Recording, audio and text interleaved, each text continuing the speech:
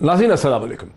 नाज़रीन, अगर सेनेट में टेक्नोक्रेटिक सीट्स का चुनाव देखें जिसमें बैरिस्टर अली ज़फ़र और जनाब आज़म नज़ीर तारड़ साहब की जिस तरह से सिलेक्शन हुई है, जिसको मीडिया में और सियासी हलकों में बहुत सराहा गया है, तो ऐसा लगता है कि सेनेट के मराहिल जो हैं बहुत खुशउस्लूबी से आके बढ़ रहे हैं।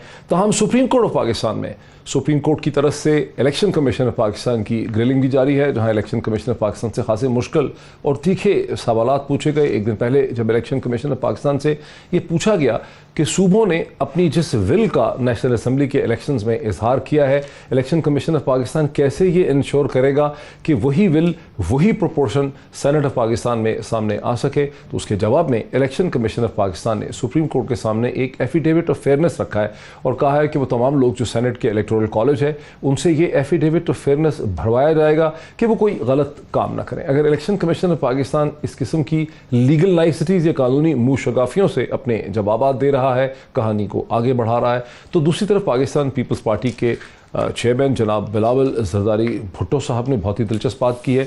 उन्होंने तो खुल्लम खुला ये इंडिकेट कर दिया है कि वो मामलात को एक फैसिलिटेट कर रहे हैं और पीटीआई के लोग जो हैं उनकी तरफ आ सकते हैं। ज़रा सुने कि बिलावल जरदारी भुट्टो का कहना क्या है। सारे मेंबर्स जानते हैं कि ये तो हुकूमत जा रही है, वो इनके कहने पे क्यों वोट देंगे? उनको नजर आ रहा है कि इलेक्शन कराची में हो या सांगर में हो, पाकिस्तान पीपल्स पार्टी पीटीआई को इबरतनाक शिकस्त दे रही है, तो वो खुशी खुशी पाकिस्तान पीपल्स पार्टी के साथ आ रहे हैं कि हम आपके साथ हैं, आप हमें टिकट दो, इंशाअल्लाह ताला हम आपको वोट भी देंगे और आगे जाके आपके उम्मीदवार भी बनेंगे। हुकूमत जा रही है, बिलावल जरदारी भुट्टो को नज़र आ रहा है, किसी और को नज़र नहीं आ रहा। बाकी लोगों को ही नज़र आ रहा है कि सेनेट के इलेक्शन के मामलात में कुछ ना कुछ जो है वो हो ज़रूर रहा है, जिस तरह से तारीखी तौर पे हुआ है, कोई गंद हो रहा है। मुझे इस बुनियादी सवाल के साथ ज्वाइन कर सकेंगी, स्टूडियो से मेरे साथ हैं शाइस्ता परवेज़ मालिक साहिबा जो PMNA हैं, PMLN की सीनियर रहनुमा हैं, जो स्टैंडिंग कमेटी है कॉमर्स एंड टेक्सटाइल की और उसकी और ह्यूमन राइट कमेटी की मेंबर हैं। वेरी वार्म वेलकम टू हर।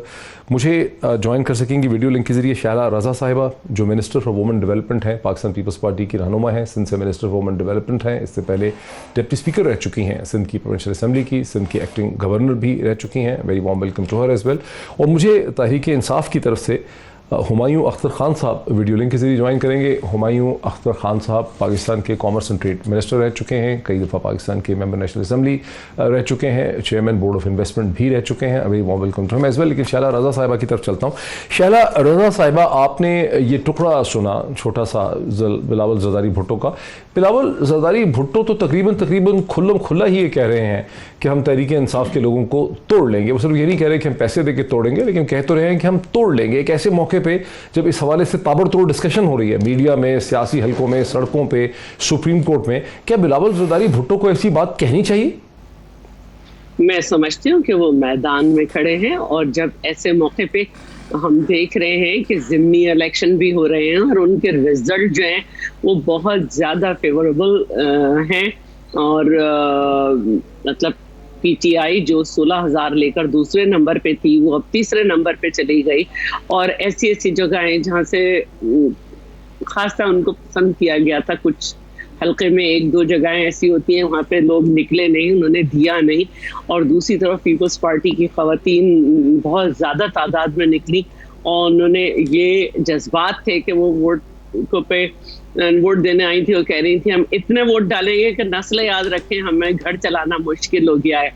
तो ये कोई ऐसी बात नहीं है और हम ये समझते हैं कि हमारी ये कैंपेन का हिस्सा है। अच्छा, और लेकिन आप नहीं समझती हैं कि जो इसको सुनेंगे उनको ऐसा लगता है कि बिलावल जरदारी भुट्टो सेनेट के हवाले से बात कर रहे हैं, वो खुल्लम खुला कह रहे हैं कि हम सेनेट में हम लोगों को तोड़ेंगे। वो तो हमें तो यही समझ आ रही है इसको सुनने। बात है अगर सेनेट की भी बात है तो हमने अपने काम से हमारा जो तरीका है सिंध में और जिस तरह से हम आगे आ रहे हैं, जिस तरह सूबा सिंध जो है अपना काम कर रहा है, अगर वहाँ पे किसी और पार्टी से लोग लड़े थे तो वो उनके नीचे से जमीन हटने शुरू हो गई है, उनको लोगों ने वोट नहीं दिए, सेकंड पार्टी से वो थर्ड पार्टी हुई और इंतहाई कम नंबर लिए। जैसे कि कल मैंने देखा कि मुस्तफा कमाल कह रहे थे 3 नाकाम पार्टी में जो था मुकाबला था, वाकई 3 में था MQM, PTI और TLP। ये तो आप किसी और तरफ लेके जा रही है ना शहनाज साहबा डिस्कशन को। सेनेट के हवाले से तो आपकी पार्टी मुखालफत कर रही है शफाफ वोट की, खुल्लम खुल्ला शफाफ वोट की, एक ओपन वोटिंग प्रोसेस की आपकी पार्टी मुखालफत कर रही है। अब आप उसकी तरफ तो आ नहीं रहे। बिलावल जरदारी भुट्टो की स्टेटमेंट तो उस तरफ जा रही है। प्रोसेस जो है, मैंने पहले भी कल कहा था और दोबारा कहती हूँ कि आइन में तरमीम जो है वो कोई किसी खातून का लिखा हुआ रोमांटिक नॉवेल या मर्द की लिखी हुई कोई कहानी नहीं है कि मैं उस पर कहूँ कि इसको आप इधर से इधर कर दें, अपने प्लॉट में आप ऐसे चेंज ले आए।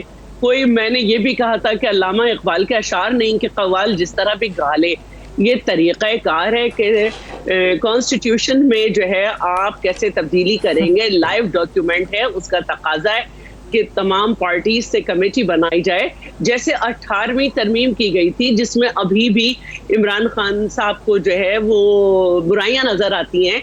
तो एक आईनी तरमीम जो कि मुकम्मल जिसकी तशरीह हुई भी है, आप उसको 12 मिनट में स्टैंडिंग कमेटी से पास कर दें, उस पे एक्ट ले आएं, एक्ट के थ्रू नहीं होती फिर उसी पे आप सदारती रेफरेंस ले आएं। हम इसके खिलाफ नहीं है, लेकिन हम इसके तरीक़ाकार के खिलाफ हैं, टाइमिंग के खिलाफ है। कैसे आप रूल्स ऑफ बिजनेस बनाएंगे, आप खिलाफ है। जरा मेरे साथ रहिए। एक समरी तो आपकी लिखी नहीं गई सही एक्सटेंशन की। ठीक है, समझी नहीं। ठीक है, शाइस्ता परवेज मलिक साहब, क्या कहना दुरुस्त होगा कि आप दोनों की जो जमातें हैं, पाकिस्तान पीपल्स पार्टी और PMLN, मुख्तलिफ हीरो बहानों से कभी एक चीज़ के जरिए कभी दूसरी चीज़ के जरिए दर हकीकत हॉर्स ट्रेडिंग के साथ आप खड़े हैं, हॉर्स ट्रेडिंग को प्रमोट कर रहे हैं कि खरीदो फरोख्त हो सके, करोड़ों रुपए दिए जाएं और सेनेट के वोट खरीदे जा सकें। बिस्मिल्लाहिर्रहमानिर्रहीम। शुक्रिया मोईद। सबसे पहले तो मैं जी मुशाहिदुल्लाह की फ़ैमिली के साथ ताज़ियत करना चाहूँगी कि बहुत बड़ा नुकसान है, उनका ही नहीं बल्कि पूरी पार्टी का भी नुकसान हुआ है। आज हमने अपने बहुत ही एक मुखलिस और जो कहते हैं ना कि जुर्रतमंद एक साथी को, वफ़ादार और प्यार करने वाला शख्स, उसको हमने खोया है। और इस जो मुश्किल घड़ी में हम उनकी फ़ैमिली के साथ खड़े हैं, उनका दुख दर्द में शरीक हैं और अल्लाह ताला से दुआ है कि अल्लाह ताला उनको मग़फ़िरत अता फ़रमाए और आला मुकाम दे जन्नत में।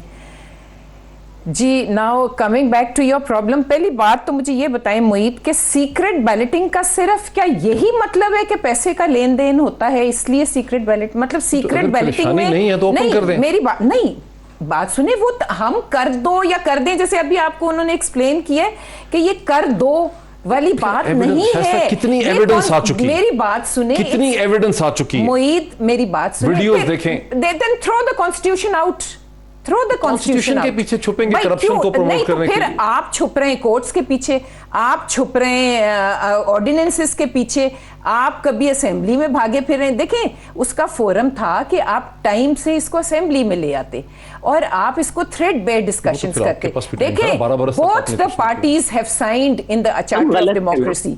हम we stand committed for greater transparency और no abuse of the system can be allowed by anybody, कोई भी नहीं, nobody wants that। ये तो सुनने वाले, लेकिन नहीं, सुनने वाले की बात नहीं है मुझे, तो फिर आप कॉन्स्टिट्यूशन को ना वो why is that document there? मैं तो आपको कह रही हूं कि उसको छोड़ दें, उसको कह दें हम नहीं चलेंगे उस पर। और देखें, इलेक्शन कमीशन बार बार आके वजाहत दे रही है कि नहीं दे रही, आप मुझे ये बताएं। मुझे जस्ट टेल मी, कॉन्स्टिट्यूशन में 62-63 है तो आप कहते हैं गलत है। नहीं, मेरी बात सुने, तो फिर उनको डिस्कशन, सीक्रेट बैलेट पे आपने स्टैंड ले लिया। सुनने वाले को ये भी लग रहा है कि चूंकि आपको खरीदो फरोख्त करनी है इसलिए आप इसके पीछे स्टैंड। क्या मुझे पहले आप ये बता दें कि क्या सीक्रेट बैलेटिंग ओनली मींस के पैसे का लेन देन है? इस मुल्क में तो यही है। नहीं, डोंट मोहित, जिन लोगों ने सबने जो एविडेंस सामने आ रही है सीक्रेट बैलेट की, करोड़ों रुपए दिए जा रहे हैं, डब्बों में भर के पैसे आ रहे हैं, तमाम लोगों ने लिए दिए। Please don't do that. देखिए, हम तो ये चाहते हैं कि लोगों की इज्जत हो, ये तमाम इलेक्टोरल कॉलेज के हाथ साफ हों, उनके हाथ में स्याही नजर ना आए और ऊपर पता चले कि मैंने किसको वोट दिया। क्यों देना चाहते हैं? मेरी बात सुने मोहित, तो फिर जो आइन जिन्होंने फ्रेम किया था उन्होंने पता नहीं ये क्यों किया था, उनको नहीं करना चाहिए। आइन में तरमीम होती है, जब लिविंग डॉक्यूमेंट है, क्यों नहीं किया आपने? बात सुने, जब आपने 12 ये कहा चार्टर डेमोक्रेसी अब आप समेत, क्यों नहीं ठीक किया आपने? अगर आप मेरी बात मैं तो अगले देखें, सवाल पे अगर जाना हम चाहता डिनाई कर ही नहीं रहे, वी आर सिर्फ तरीका कार गलत है, कन्विंसिंग नहीं लग रहे कि करप्शन हो रही है, देख रहे हैं करप्शन हो रही है, जब आप एक फैसला, जब आप एक फैसला करके यहाँ बैठ जाएंगे कि हमने ऑपोजिशन वीडियो जाली जाली, तो फिर पूछें आज 3 साल बाद इमरान नियाजी साहब ने हामिद मीर के प्रोग्राम में कहा था मैंने वीडियोस देखी हैं। अगर 3 साल पहले वो वीडियोस देखी, उन्होंने अपने बंदे निकाले, तो उनको चाहिए था इतना जो एक चीज और, अगर उनको पता है कि वीडियोस देखी है ना कौन लेन देन कर रहा है, हमारे लिए भी एक अच्छा काम करें, हमें भी आके बताएं, हमें भी आके बताएं कि कौन से 4 लोग हमारे थे जिन्होंने किया, ताकि उनको भी रिप्रिमांड किया जाए। देखें ऐसा नहीं हो सकता कि जब आपकी मर्जी हो तो आपको वो बात अच्छी लगे तो आप उस तरह करेंगे। आज ये बात आपको सूट नहीं कर रही तो आपको, क्योंकि पता है मोहिउद्दीन नो तो सुनने वाले की जजमेंट पे छोड़ दें, देने वाले के फैसले पे छोड़ दें। करप्शन है, फिर फैसला मुझसे अगर पूछेंगे, मैं समझता हूं कि हाथ ओपन रास्प ना करना करप्शन की इंडिकेशन है। मुझसे अगर पूछेंगी, मैं कहता हूं सिर्फ करप्शन के लिए खुला रख रहे हैं, झूठ बोल रहे हैं, अदालत के पीछे छुपा रहे हैं, हमारे तो करप्शन करना चाह रहे हैं, करप्शन करना चाह रहे हैं, पैसे देना चाह रहे हैं, हमारे तो और कोई वजह नहीं है। हमारे तो 2-3 लोग थे ना, 20 लोग जब 20 दिन रह गए थे तो उनको निकाला था। आया है, करप्शन कर रहे हैं, सियासी निजाम करप्शन पे बेस करता है। मुझसे पूछ रही ओपिनियन, मेरा ख्याल है करप्शन है, गंदी करप्शन है। मैं ये कह रहा हूं, मैं कह रहा हूं मुझे कन्विंस नहीं इस इशू पे कर सकती हैं, लोगों को फैसला करने दे। मेरे हिसाब से ये गंदी करप्शन है, ये पाकिस्तान की सियासत के ऊपर कालक है कि यहां पर लोग करोड़ों रुपए देते हैं और सेनेट में आ जाते हैं और उसकी मौजूद, इसलिए कि इस वक्त पीटीआई को सूट नहीं करती, इस वक्त उनकी सफों में बदअमनी है, उनकी सफों में अच्छा काम हो रहा है, उसमें क्यों नहीं ज्वाइन करते? क्यों वाई? जब हमारे लिए नुकसानदेह थी चीजें, जब संजरानी साहब का हुआ था, जिस वक्त इनको ये काम करना चाहिए था, असेंबली में लेके आना चाहिए था, उस वक्त तो डिस्कशन इन्होंने भी गंद किया, किया ना, तो गंद इज कॉलिंग फॉर गंद। संजरानी साहब का गंद तो अभी शहला की पार्टी जरदारी साहब के ऊपर इल्जाम है कि उन्होंने संजरानी साहब को सेनेटर बनाया। आई नो वन थिंग कि हर जो सीक्रेट बैलेट का वोट है वो बिकता नहीं है। Please don't say that. मेरा पॉइंट बड़ा सिंपल है कि लोगों को फैसला करने दें कि आपके आर्गुमेंट्स की सच्चाई उनको महसूस होती है कि नहीं होती। मुझसे अगर आप पूछेंगे, मैं बिल्कुल कन्विंस नहीं हूं कि करप्शन के अलावा कोई और वजह है सेनेट में सीक्रेट बैलेट की। लेकिन हुमायूं अख्तर साहब, जनाब डॉक्टर मिफ्ता इस्माइल साहब ने एक बड़ा ही चुभता हुआ सवाल आपकी पार्टी और प्राइम मिनिस्टर के लिए रेज किया है। मैं वो आपको टुकड़ा सुनाता हूं। वो कहते हैं कि प्राइम मिनिस्टर जो कुछ कहते फिर रहे हैं सेनेट के हवाले से और 20-50 और 70 करोड़ की, इसकी एविडेंस क्या है और कहां से प्राइम मिनिस्टर ने ये अदाद शुमार जो हैं ये इकट्ठे किए हैं? जरा सुने क्या कहते हैं डॉक्टर मिफ्ता इस्माइल। ये इमरान खान साहब जो है वो सेनेट के इलेक्शंस के अंदर मेरे ख्याल से जो इन्होंने बात करी है कि वो 50 से 70 करोड़ रुपए का रेट चल रहा है, तो इमरान खान साहब को कैसे पता चली है? और वो जो खालिद महमूद साहब खालिद जावेद साहब जो बात कर रहे थे अटॉर्नी जनरल के लोग पैसे लेके घूम रहे हैं, तो वो कौन लोग हैं जो पैसे लेके घूम रहे हैं और वो पीटीआई वालों को कैसे पता चली है? तो उसका जवाब इमरान खान को, कौम को देना पड़ेगा। जी हुमायूं अख्तर साहब, इसका जवाब आपको देना ही पड़ेगा। 2-3 सवालात हैं मेरे।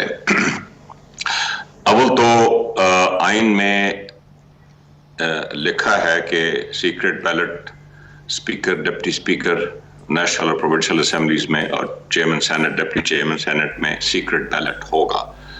प्राइम मिनिस्टर और बाकी सूबों के leaders of the house elect करने में डिवीजन के तहत बैलेट होता है। सेनेट का लिखा हुआ है कि open transferable ballot and proportional representation, ये 2 वर्ड्स हैं जिनको लेजिस्लेशन के तहत 2017 के इलेक्शन एक्ट के तहत इसको सीक्रेट बैलेट बनाया गया है।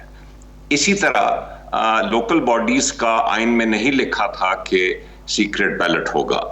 सिंध हाई कोर्ट में फैसला चला, उन्होंने फैसला किया कि सीक्रेट बैलेट ही होगा। सुप्रीम कोर्ट में केस आया तो सुप्रीम कोर्ट के 3 मेंबर बेंच ने कहा कि इसमें आइन में वाजे बिल्कुल नहीं है, बिल्कुल जिस तरह सेनेट के सिलसिले में भी वाजे नहीं है, और एक एक्ट के तहत लोकल बॉडीज जो हैं वो ओपन बैलेट से हो सकती हैं और अब होंगी। यही प्रेसिडेंट्स हम फॉलो कर रहे हैं। हमने सबसे पहले ओपिनियन मांगा है सुप्रीम कोर्ट से, फिर बिल टेबल करने की कोशिश की है। उधर पहली दफा ऑनरेबल मेंबर्स गुथम गुथा हुए हैं, जमीनों पे लोटे वो गिरे हैं, और इसके बाद हम एक ऑर्डिनेंस लाए हैं to override the election act 2017, जिसमें हम ओपन बैलेट करेंगे सेनेट में, और अगर सुप्रीम कोर्ट का ओपिनियन इसके बरक्स आया तो ऑब्वियसली फिर ये सीक्रेट बैलेट होगा। This is our position. Point number 2 is 2006 में जब नहीं सर, ये थोड़ी आपने ज्यादा सख्त पोजीशन बता दी। आप अपने ऑर्डिनेंस पे अमल कर देंगे अगर सुप्रीम कोर्ट की? नहीं सर, ये तो ज्यादा सख्त, ये ज्यादा सख्त पोजीशन बता रहे हैं आप। ये तो पोजीशन नहीं है आपकी पार्टी की। I want to complete my argument, Dr. Mohit. These two ladies have talked extensively and I want the opportunity. 2006 का चार्टर ऑफ डेमोक्रेसी में PMLN ने और मरूमा बेनजीर भुट्टो साहिबा ने क्या उनके ज़हन में था जब उन्होंने कहा था कि ये ओपन बैलेट के जरिए होने चाहिए? मुझे जरा ये समझा दीजिए। तीसरी बात, मिफ्ता इस्माइल का आपने सवाल पूछा, तो मिफ्ता इस्माइल साहब प्राइम मिनिस्टर ऑफ पाकिस्तान के बहुत से जराए होते हैं इंफॉर्मेशन हासिल करने के, और अभी तो इलेक्शन शुरू भी नहीं हुआ और आप हमसे सबूत मांग रहे हैं। आपको भी पता है, हमें भी पता है कि क्या होता है इन इलेक्शनों में। अच्छा, शैला रजा साहब, ये सवाल वैसे बार बार उठता है, लेकिन अगर आप सादा इसी का सवाल का जवाब दे दें, आगे पीछे कहीं ना जाएं, कि जाहिर है जब मोहतरमा बेनज़ीर भुट्टो ने ये सोचा कि सीक्रेट बैलेट नहीं होना चाहिए, ओपन होना चाहिए, तो जाहिर है वो किसी नतीजे पे पहुंची, और उसके बाद पार्टी ने इसकी कोशिश भी की। 2009 की 18th अमेंडमेंट में PMLN ने माना नहीं। आपकी पार्टी के बहुत से लीडरान, फॉर इंस्टेंस चौधरी मंजूर बारहा ये टेलीविजन प्रोग्राम्स में कह चुके हैं कि पाकिस्तान पीपल्स पार्टी ने चाहा था कि ये ओपन बैलेट से हो जाए। तो जाहिर है कि इस्तदलाल तो आपका भी वही है जो PTI का है। मैं बार बार यही समझा रही हूँ कि हम में से कोई भी ये नहीं चाहता कि ट्रांसपेरेंसी नहीं हो, और हमने चाहा भी। लेकिन जैसे कि मैंने कहा कि आइन जो है वो बच्चों का खेल नहीं है कि उसमें तब्दीली की जाए और आपकी 80% जमातें उस पर मुत्तफिक ना हो। ऐसा कानून मुतनाज़ रहता है। आपको हुदूद ऑर्डिनेंस याद होगा कि रुल गई खवातीन, और ज़ियाउल हक ने पता नहीं कौन कौन से मालिक को खुश करने के लिए वो हुदूद ऑर्डिनेंस थोपा। तो एक कॉम्प्रिहेंसिव लॉ वो होता है जिसमें सबका कंसेंट हो, और अगर डिसेंटिंग वॉइस हैं तो उन्हें आखिरी वक्त तक सुना जाए। तो ये एक बड़ा मरहला था 18वीं तरमीम में भी 62-63 पर PMLN ने कहा था। आपने कभी कोशिश की वैसे सीरियसली इसे खत्म करने की? जी, आपने कभी सीरियसली ये तरमीम लाने की कोशिश की? आपकी हुकूमत भी तो रही है। इसी पे हूँ मैं, बिल्कुल इसी पे हूँ। और मैं ये बात बताना चाहती हूँ कि जो कॉन्स्टिट्यूशनल प्रोसीजर है सेनेट में वोट देने का, वो बहुत कॉम्प्लिकेटेड है। उसका ओपन करने के लिए एक नशिस्त नहीं, बहुत सारी नशिस्तें होंगी, क्योंकि कैटेगरीज होती है, first choice, second choice, third choice और इवन फोर्थ चॉइस। तो उसको अगर हम ओपन कर रहे हैं तो बहुत ही हमें माहिरे वो चाहिए जो कॉन्स्टिट्यूशन पे और उस पे गिरफ्त रखते हो, और वो बैठें और फिर वो बैठ के ये करें। तो ये तरीका है, इस तरह से नहीं कि आप जो है वो एक ले आए। अभी रूल्स ऑफ बिजनेस भी इसके, फिर रूल्स ऑफ बिजनेस यही है कि ये ओपन और आइडेंटिफाइड अगर है तो इसको क्या तरीका होगा, क्योंकि जो सादा तरीका है उसमें तो फिर ये है कि जिस तरह खवातीन की रिजर्व सीटें आप नाम दे दें कि जी हमारे इतने आ सकते थे, ये लोग हो गए। तो ये एक कॉम्प्लिकेशन है। तो एक मिनट में बात पूरी कर लूं। ये कॉम्प्लिकेशंस हैं, और इसको इसीलिए मैं समझती हूँ कि पीपल्स पार्टी इसको इन कॉम्प्लिकेशंस की वजह से, यानी आप करना चाहते थे, मैं सिर्फ चाह रहा हूं कि रिकॉर्ड पे आ जाए कि आपकी पार्टी शफाफियत चाहती थी, ट्रांसपेरेंट वोट लाना चाहते थे, लेकिन चूंकि प्रोसेस बड़ा मुश्किल था इस वजह से 12 बरस में कर नहीं सके। मुश्किल के अलावा, एक मिनट, मुश्किल के अलावा बहुत सारी पार्टीज नहीं तैयार थी। सिर्फ COD, PMLN के और पीपल्स पार्टी के दरमियान नहीं, 27 मुख्तलिफ पार्टीज के उस पर साइन है, और जो हाउस में भी थी उनमें से बहुत से तैयार नहीं थे। तो ये चीजें जो हैं, जैसे कि मैंने कहा, इस तरह नहीं होती। अब भी हम चाहते हैं। दूसरी बात यह है कि जो माहिर कवानीन है, नहीं, बड़ा अच्छा आपका मौका आ गया। मैं चाहूंगा कि हुमायूं अख्तर साहब इसको रिस्पॉन्ड करें, लेकिन एक ब्रेक मुझे लेने दीजिए। आपको पता है लाइव प्रोग्राम है, मुझे ब्रेक लेने दीजिए, और हुमायूं अख्तर साहब से हमारी इस्तदा होगी कि वो जवाब दें इस चीज का एक ब्रेक के बाद। Welcome back. वक्फे से पहले आपने सुना कि मोहतरमा शैला रज़ा साहिबा ने, जो सिंध की डिप्टी स्पीकर रह चुकी हैं सिंध असम्बली की और साबिक गवर्नर भी रह चुकी हैं सिंध की, उनका ये पॉइंट ऑफ व्यू था कि पाकिस्तान पीपल्स पार्टी चाहती है कि शफाफ इलेक्शन हो। वो समझते हैं कि ओपन इलेक्शन हो, ट्रांसपेरेंट हो, लेकिन मुख्तलिफ जो कानूनी पेचीदगियाँ हैं इस प्रोसेस को करने की, उस वजह से ये चीज़ वो नहीं कर सकें। इस पर मैं चाह रहा था कि जनाब हुमायूं अख्तर साहब का एक क्विक रिस्पॉन्स ले लें इस चीज़ पर। जी हुमायूं अख्तर साहब। जी, जब ये 18वीं तरमीम हुई, आपने सही फरमाया कि उस वक्त तो हमें कोई ऐसी पुश नज़र नहीं आई सेनेट के इलेक्शन ओपन बैलेट के ज़रिए कराने के, हालांकि चार्टर ऑफ डेमोक्रेसी का ये हिस्सा था। हाँ, पीपल पार्टी ने ये ज़रूर कोशिश की कि आर्टिकल 62 और 63 को तब्दील किया जाए, लेकिन आयरॉनिकली PMLN ने उसका साथ नहीं दिया और आखिर में उसी आर्टिकल का शिकार हुई। हमारी तो ये कोशिश है कि हमने तो अपनी तरफ से हर हरबा आजमाया है।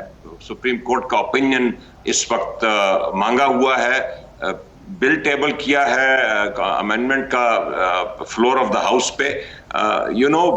PMLN तो जब आती है अमेंडमेंट कॉन्स्टिट्यूशन की, तो 8वीं तरमीम को हटाने के लिए 13वीं तरमीम फ़कत 38 मिनट पे कोई कमेटी नहीं बनी, कुछ नहीं बनी, और वो 38 मिनट पे में हाउस में अप्रूव हुई।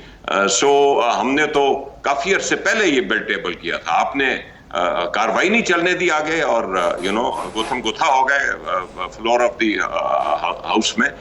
तो आप हमें ये ब्लेम नहीं कर सकते। आप देखिए डॉक्टर मोईद, हम सिटिंग गवर्नमेंट हैं और ये अपोजिशन का कहना कि जी हमारे लोग खुश नहीं हैं या हैं, कतारें तो PMLN की बंदी हुई है पंजाब में हमारे साथ मिलने के लिए। हम तो सिटिंग गवर्नमेंट है, सिटिंग गवर्नमेंट्स को तो सबसे ज्यादा फायदा। अच्छा, इसकी क्या एविडेंस है?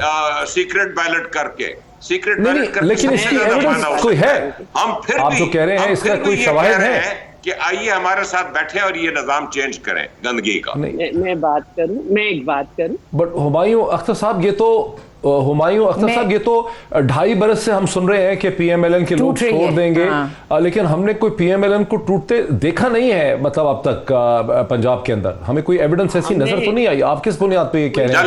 मैं आपको डॉक्टर मोईद, मैं आपको एक मिसाल देता हूं। सबको मालूम है कि इस वक्त PMLN में पावर टसल है। 40 साल से PMLN पंजाब में वक्तन फवक्तन ज्यादातर उनकी हुकूमत रही है, 40 साल से। और आपने देखा कि एक छोटा सा जलसा PDM का मीनार पाकिस्तान में कामयाब नहीं हो सका। आपने उधर बड़े बड़े जलसे देखे हैं, इमरान खान के जलसे देखे हैं, हम इसी बहस में रह गए, 20,000 थे, 30,000 थे, 40,000 थे।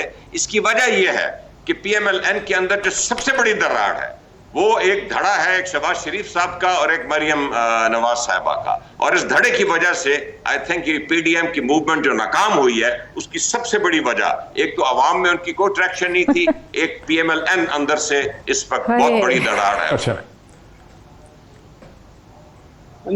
बहुत देर से जो है जनाब शाइस्ता जी, आप क्विकली कर लें, बिकॉज़ शाइस्ता भी कुछ कहना चाह रही हैं। देखिए, मैं ये कहना चाह रही हूँ कि 126 पाकिस्तान पीपल्स पार्टी के मेंबर्स 344 के ऐवान में जो बड़ा काम कर गए वो बहुत बड़ा था। उसके बाद COD पे उस तरह अमल नहीं हो सका, काफ़ी दफ़ा ये बातचीत हुई। दूसरी बात यह है कि हुमायूं साहब अगर बड़े जलसों की बात करेंगे, बड़े जलसे आप लोग ने बेशक किए, लेकिन आप पंजाब जीत नहीं सके, आज़ाद खरीदने पड़े आप लोगों को। तो जलसे जो है ना वो इस बात की निशानदेही नहीं होते। अभी मुजफ्फराबाद में आपका कितना सा जलसा था जबकि इमरान साहब गए थे।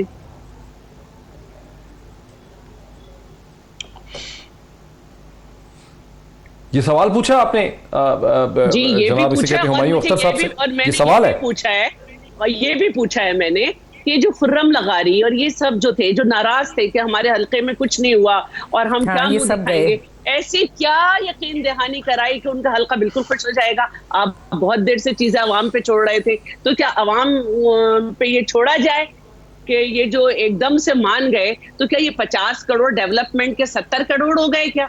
ये सारी बातें हम भी कर सकते हैं। एक स्कूल ऑफ थॉट ये कहता है, हुमायूं साहब जल्दी से समझा दें, मैं शाइस्ता से स्कूल ऑफ थॉट ये कहता है कि ये वालातरीन ऐवान का वोट सीक्रेट इसलिए रखा गया कि वोटर जो है वो जिस वक्त ये समझे कि कैंडिडेट सही नहीं है अपना वोट दे, लेकिन चूंकि इसमें पैसे चले माजी में, तो ये एक मुतनाज़ा शिक के तौर पे हो गया। अदरवाइज ये चॉइस दी गई थी कैंडिडेट को, एमपीएस को, कि वो अपना हक इख्तियार इस्तेमाल करें।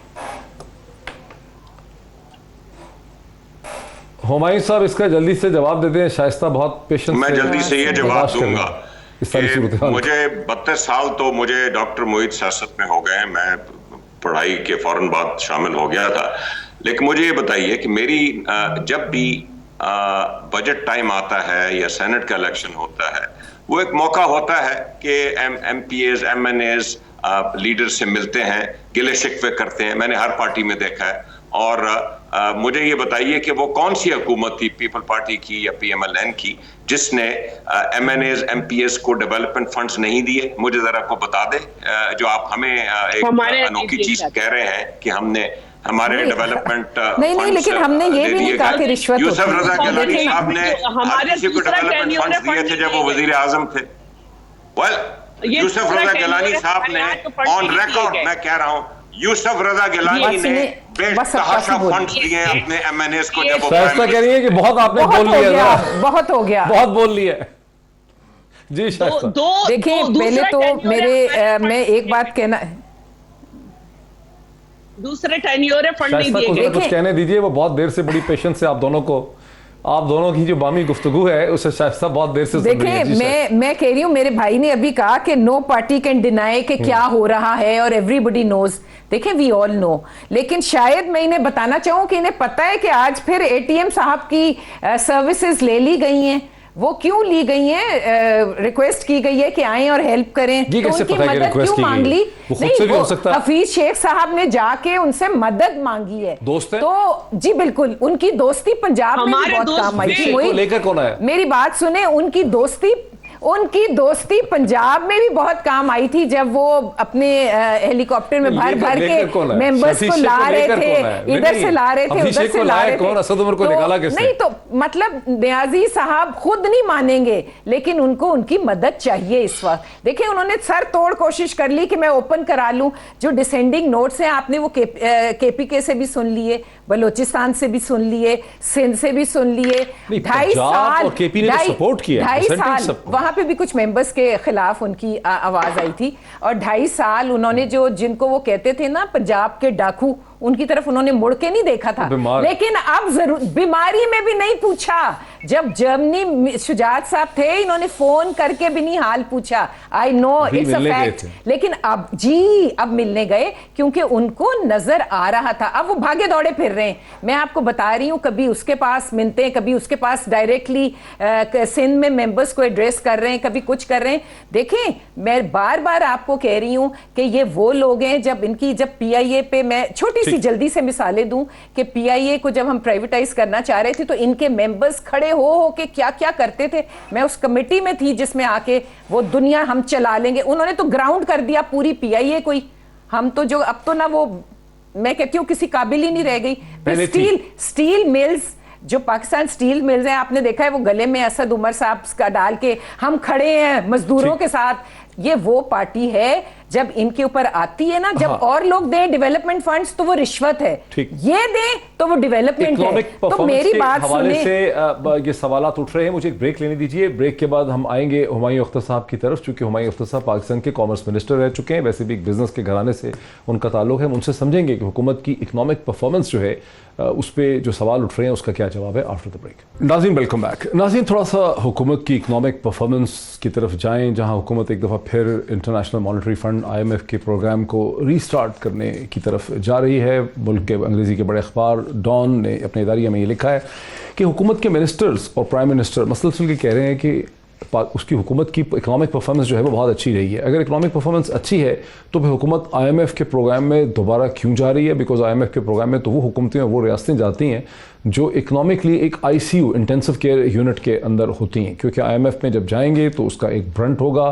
कहा जा रहा है कि IMF कह रही है कि 700 बिलियन रुपए के मजीद टैक्सेस जो हैं वो नाफिज किए जाएँ। हुमायूं अख्तर साहब, इस पर क्या रद्दमल है आपका? देखिए, मैं ज़्यादा तफसील में नहीं जाना चाहता वो फैक्ट्स एंड फिगर्स की, बट द फैक्ट रिमेंस कि हमारे जो हमेशा की एक प्रॉब्लम होती है कि हम समहाउ अपना रुपी ओवर वैल्यू रखते हैं। रुपी ओवर वैल्यू रखने से इंपोर्ट सस्ती हो जाती हैं, खाने पीने की अशिया बाहर से आ रही होती हैं सस्ती होती हैं, हमें खुशफहमी में मुब्तला हो जाते हैं कि महंगाई कम है, पेट्रोल सस्ता होता है, उसके नतीजे में बिजली कुछ सस्ती होती है, लेकिन उससे इनएविटेबली डॉलर्स की कमी आ जाती है। जब आप इसीलिए 23 मरतबा आप IMF के पास गए हैं। हम IMF के पास गए, हमने अपने हालात बहुत बेहतर किए, हमारी वर्ल्ड बैंक से, एशियन बैंक से, मुल्क के दुनिया के डेवलपमेंट बैंक से ताल्लुकात बेहतर हुए, सब ने हमारे इकोनॉमी को सराहा।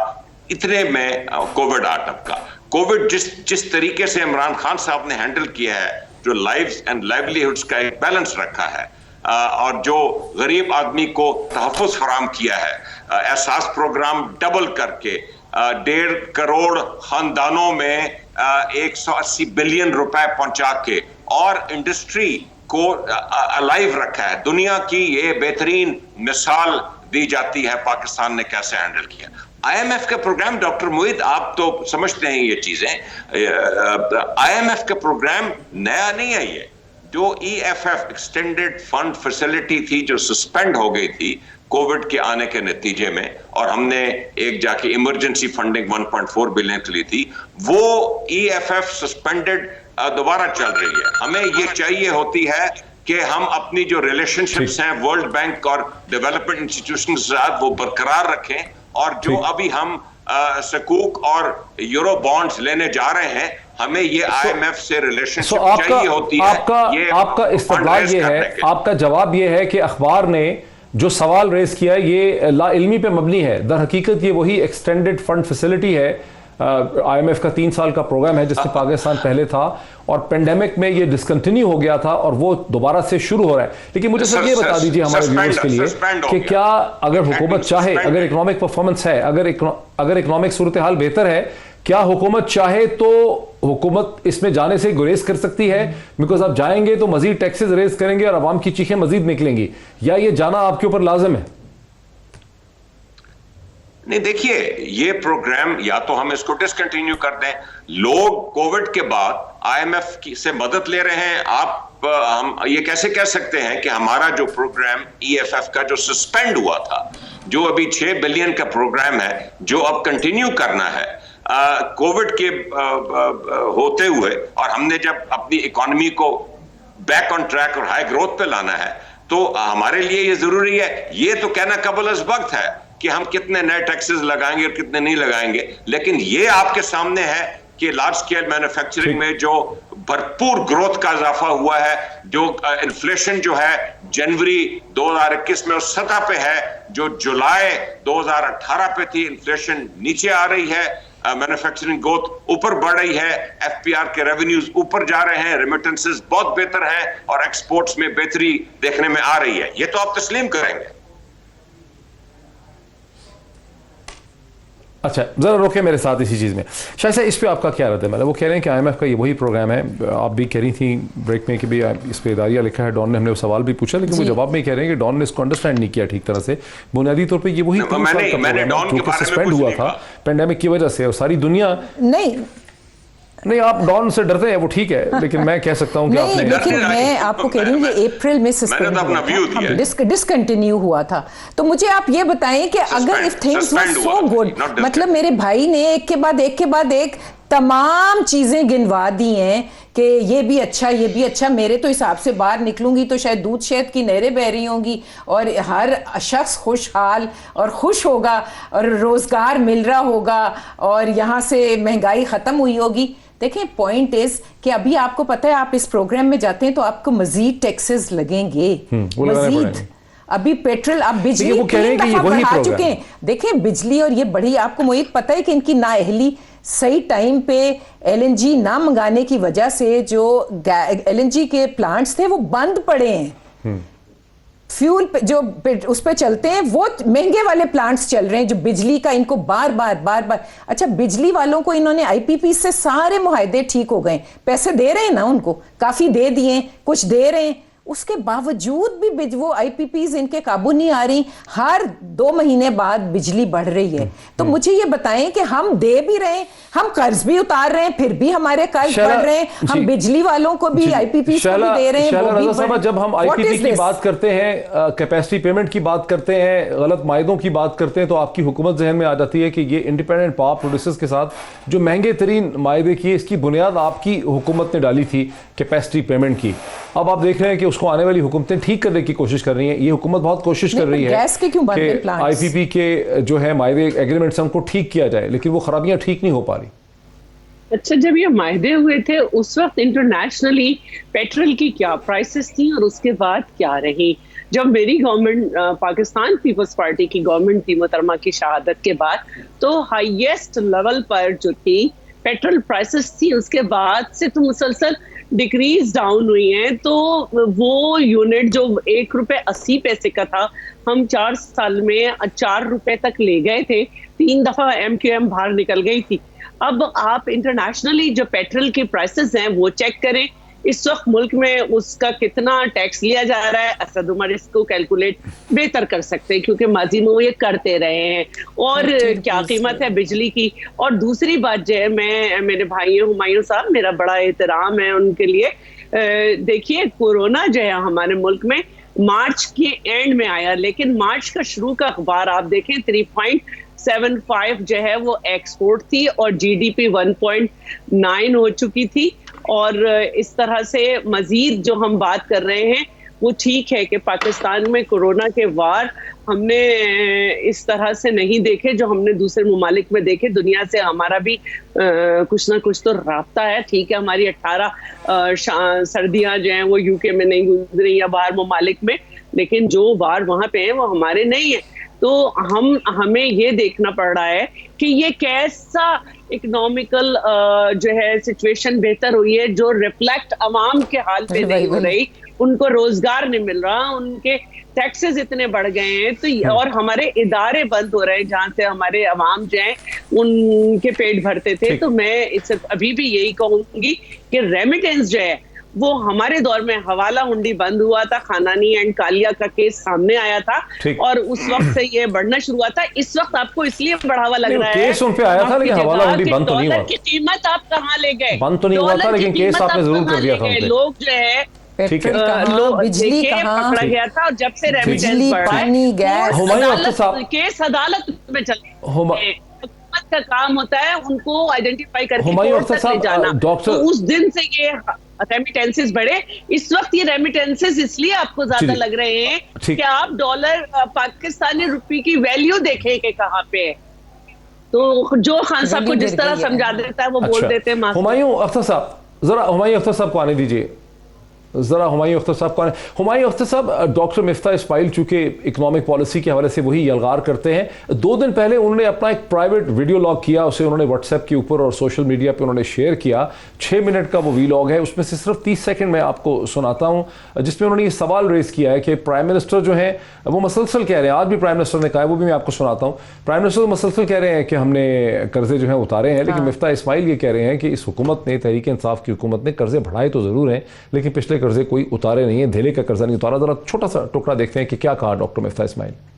जो हमारे PTI के दोस्त और साथी कहते हैं कि वो कर्जा इन्होंने इसलिए लिया है कि वो नून का कर्जा वापस कर रहे हैं, जो बात एकदम गलत है। नून की हुकूमत आई थी 2013 में तो तकरीबन 14,000 अरब रुपया इस मुल्क के ऊपर कर्जा था, जिसको कहते हैं टोटल डेट। जब हमारी हुकूमत गई उसके 1 महीने बाद इनफैक्ट हमारा कर्जा था 24,952.9 अरब रुपए। PTI ने पहले 2 सालों में ही 11,400 अरब रुपए से ज़्यादा कर्जा बढ़ा दिया।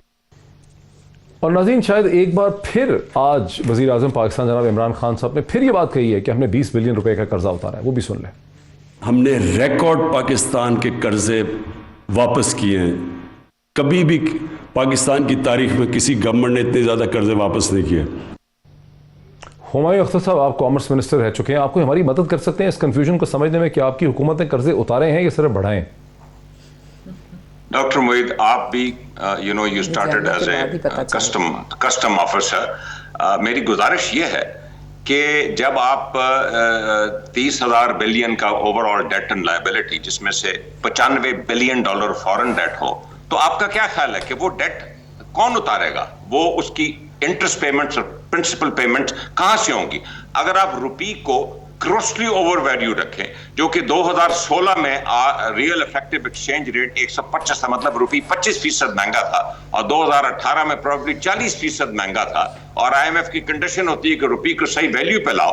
हमारा जो कर्जा इस वक्त बड़ा है उसमें से तकरीबन 5,000 बिलियन, 5 से 6 बिलियन जो है वो सिर्फ वो कर्जा नहीं बढ़ा, वो डेट, फॉरेन डेट उधर का उधर है, वो सिर्फ कन्वर्ट जब आप करते हैं रुपयों में तो वो आपको बढ़ा हुआ नजर आता है, वो कर्जा बिल्कुल भी नहीं बढ़ा। दूसरा, मैंने आपसे सवाल किया है, आप ये जो कर्जे छोड़ के गए हैं इसकी इंटरेस्ट पेमेंट कौन दे रहा है? आपको पता है कि 40-60% चला जाता है सूबों को डिविजिबल पूल में, हमारे पास 40% रह जाता है। उस 40% में से the biggest charge is now the debt service charge. वो 30% तक जो डेट पुराना चला आ रहा है, जो हमने 2 साल में तो नहीं लिया ना ये सारा डेट, वो 30% हमारे उस 40% में से वो ठीक पाकिस्तान की। अच्छा, जरा क्विकली इस पे रिस्पांस में ले लो। शाइस्ता परवेज मलिक साहब का जी शाइस्ता वो ये कह रहे हैं बुनियादी तौर पे कि आप ये बता दें कि जो कर्जे आप चढ़ा के गए थे आखिर किसने पे कर रहे थे? मेरी बात सुनिए, आपने अभी मिफ्ता साहब का भी सुना जी, है? मैंने सुना है, बिल्कुल सुना है। और वो मैं आपको कहती हूँ कि जो मेरे भाई कह रहे हैं ना, उनको और उनको आमने सामने बिठाएं और इनसे बात करें। ये हमें आके यहाँ बैठ के बड़े बड़े फिगर्स और बड़ी बड़ी बातें करना, that is not the solution, that is not the solution. देखें, आपको हकीकत जो है ना, वो ये, अगर ये सब कुछ इतना अच्छा था, मैं एक बात बार बार कह रही हूँ, अगर एवरीथिंग इज सो गुड तो ट्रिकलिंग डाउन इफेक्ट क्यों नहीं हो रहा? क्यों यहाँ पे इस कदर लोग बदहाल हुए हुए हैं? क्यों लोग परेशान हैं? क्यों 2 वक्त की रोटी मुश्किल हो गई है? क्यों इतने सेहत कार्ड हैं तो फिर अस्पतालों में क्यों परेशानियां नजर आ रही हैं? What is the reason? ये सब कुछ अच्छा है तो फिर मसला है कहाँ पे? वक्त मेरा खत्म हो गया, मजीद में जवाब ले नहीं पाऊंगा। जनाब हुमायूं साहब का भी और शाइस्ता परवेज मलिक साहिबा का भी, शैला रजा साहिबा का भी बहुत शुक्रिया। नाज़रीन, आज इतना ही, फिर आपसे मुलाकात होती है। बहुत शुक्रिया।